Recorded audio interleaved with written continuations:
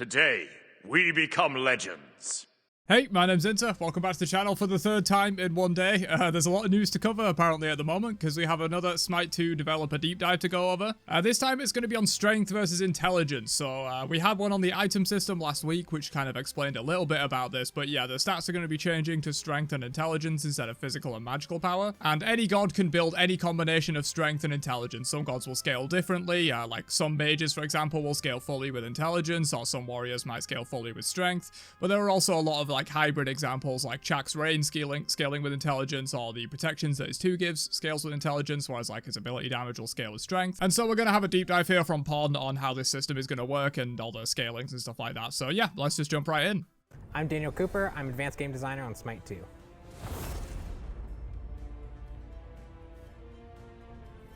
So ported gods are going to have a few differences to them. We're looking to really change the characters that make sense for them. So we're not looking for change for the sake of change. We're looking for changes that either improve the quality of life or give them a cool gameplay niche that they didn't have before. So in some cases, characters are going to be pretty straightforward. Loki is mostly still a strength-based character. Anhur is still a strength-based character. But when we look at a character like Chak, who does a lot of lightning-based abilities and he has a lot of physical-based attacks, we can do a lot of different strength and int scaling there. And so we can... Yeah, that makes a lot of sense thematically. Like some gods really would have like that hybrid of strength and intelligence. Chak is a great example. You know, he's a big burly warrior that smacks people with an axe, but he also has a lot of lightning effects on his abilities. He can summon rain, which is quite magical. And so yeah, like I said at the start of the video, it seems like they are going the route of like some characters really won't change all too much with this. Like they will be able to build certain different items, but a lot of characters, they might stay mostly strength based if they were physical power based in Smite 1, or they might stay mostly int based if they were magical power based in Smite 1. You can do that to make it so that you have a more in-hand focused build with strength, a more ability focused build with your intelligence scaling, or we can also augment different parts of the kit that we previously couldn't before. So again, using Chak as an example, his heal is something that we didn't want to scale before, because if it scaled off of your power, your physical power, it would just get stronger in addition to the amount of damage you're doing, so you're building both tankiness and you're building damage.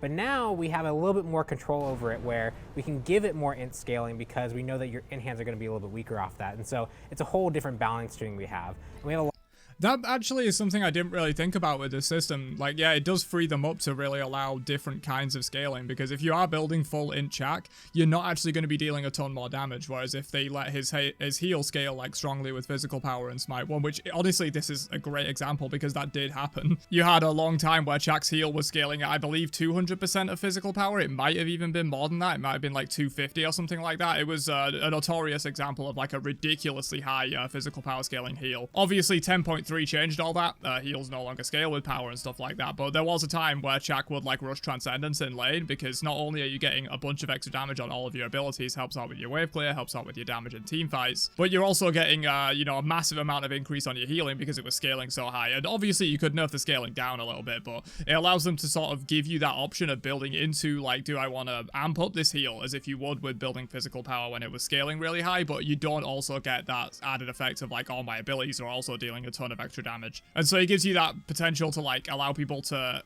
sort of go in the direction they want with their builds, rather than just building like, oh, this is a really stat efficient item. You might be like, oh, I'm going to grab this because I like having all of this int, I like being able to heal more, which makes me more tanky and durable in team fights and stuff like that. So yeah, I think this system is going to free them up a lot in terms of builds and god play styles. A lot of characters like Bacchus that now when he chugs, he actually gets both types. His belly flop is a really powerful physical attack. The rest of his abilities are more int focused.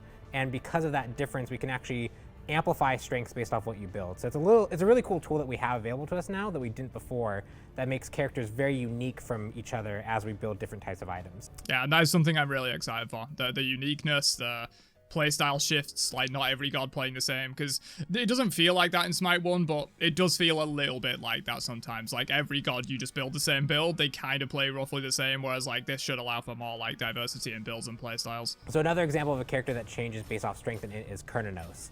Right now in Smite, he's a hunter, so all of his abilities scale off physical strength or physical power. But now we're going to make him so that he's more of this kind of hybrid hunter that can build strength or int. So if you go pure strength on Cernunnos, not much changes. He still has his int hands that hit really hard. A lot of his things still scale off strength. But if you go int on him as well, it will actually start scaling different parts of his kit differently. So if you want your ult to hit really hard, you actually want to go int focus because it really, really amplifies the damage of the ultimate. It also means that the summer damage, the one that does the extra on-hit damage, you'll actually take whichever of your stat is highest and use that and change the damage profile from physical to magical depending on what strength or it you use. And that's interesting. So that there are certain gods that can kind of like bypass. I'll knock my headphones off my head. There are some gods that can sort of like bypass that system where like they just take whichever one is scaling higher. I think you mentioned that was on the ultimate. I think that makes sense to mostly be on ultimates, because if you give too many regular abilities then the whole system is basically pointless, and we kind of have what we had in Smite 1 where you just build one type of power and that's kind of all you do, because your abilities will just scale with like whatever you want, really. I think there should be more choice and decision making in terms of like what your abilities scale with. But yeah, on ultimates, I feel like that makes a lot of sense as well, because then, like, you know, regardless of what kind of build you're going for, if you're going for more int for like more ability damage, or if you're going for more strength or more in-hand damage, because it probably will be more efficient to build strength if you want to go for an auto attack based build. Magical auto attack based builds will probably exist as well, but if it's staying the same, then strength will be a higher like percentage of your strength added to your basic attacks compared to int, and so it would make more sense to go strength for in-hand builds. But you might want to throw in a little bit of intelligence in there to scale your other abilities and stuff like that. But if his ultimate is scaling with his highest one, I assume it means highest based on like the different scaling values they would add. So if it was like 100% of strength or like 30% of int, then you'll probably need a lot more int to make it actually scale with that. And there's also things like his 2 where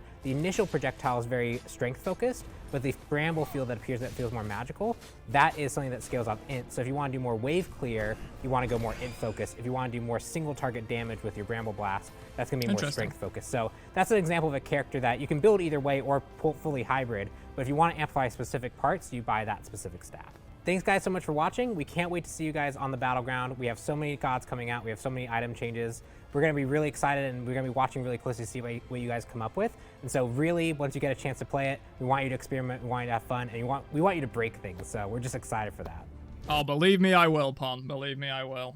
So, yeah, I'm going to be absolutely testing out all of the builds, dude. I feel like it's going to be like a new game. I mean, that's what it is, but like, it's going to be a new game in terms of like strategy. You know, nothing in terms of like builds will really carry over from Smite 1. So I think the first people to really break the game are going to be pretty notorious, I would imagine. I'm going to try to be one of those people. I feel like there's going to be a lot of ways you can break this system. It will be very unbalanced at the start, I imagine. I mean, Smite 1 was also extremely unbalanced during like closed beta. Guan Yu is the most famous example of that. So yeah, expect it to be incredibly unbalanced at the start. I'm not expecting it to be balanced. If anything, it's maybe even a little more fun if it is unbalanced for a while they kind of sort things out. But yeah, there will definitely be ways to break this system. It's a new system they're trying out entirely, and it's also much more free in terms of allowing player expression. So there's going to be a lot more things that you can just break the game with. But yeah, a little bit of a shorter deep dive there. Obviously, we had the one on the item system last week, which was really interesting, and this is sort of like a subsection of the item system in a way.